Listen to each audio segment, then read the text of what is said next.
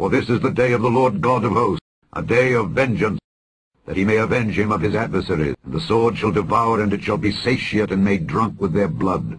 For the Lord God of hosts hath a sacrifice in the north country by the river Euphrates. How is Shishak taken? And how is the praise of the whole earth surprised? How is Babylon become an astonishment among the nations? The mighty men of Babylon have forborne to fight. They have remained in their holds. Their might hath failed.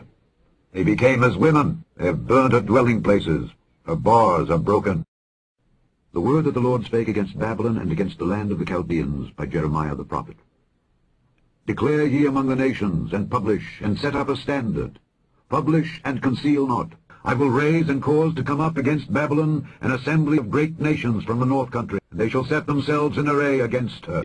A multinational coalition was organized under the leadership of President George Bush. 32 nations contributed military support, while another 12 contributed other assistance. The United Nations was an important link in the coalition. On November 29, 1990, it issued an ultimatum authorizing the coalition to use any means necessary to force Iraq from Kuwait if it did not withdraw by January 15, 1991.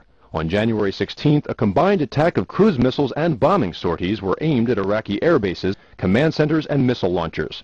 Iraq retaliated by launching Scud missiles against cities in Israel and Saudi Arabia. By January 23rd, a week after the opening attack, the coalition achieved air superiority. Then on the 24th, the main offensive began, so fierce that it would last only 100 hours. Armored units quickly penetrated Iraq and wheeled toward Kuwait as other armored units pushed from the south. Iraqi forces were quickly surrounded and fled in disorder. Thus saith the Lord, Behold, I will raise up against Babylon, and against them that dwell in the midst of them that rise up against me, a destroying wind, and will send unto Babylon fanners that shall fan her, and shall empty her land. For in the day of trouble they shall be against her round about. Flee out of the midst of Babylon, and deliver every man his soul. Be not cut off in her iniquity, for this is the time of the Lord's vengeance.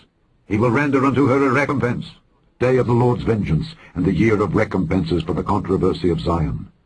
And the streams thereof shall be turned into pitch, and the dust thereof into brimstone, and the land thereof shall become burning pitch. It shall not be quenched night nor day. The smoke thereof shall go up forever, from generation to generation. How art thou fallen from heaven, O Lucifer, son of the morning! How art thou cut down to the ground! Yet thou shalt be brought down to hell, to the sides of the pit.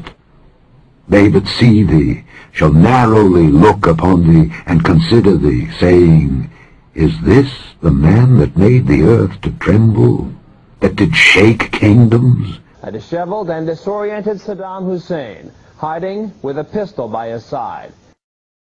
The man who once called himself the Lion of Baghdad is now being likened to a far less majestic animal. There's no way he could fight back, so he was just caught like a rat. Hickey showed us the one-room shack and outdoor kitchen where Saddam was reduced to squalor.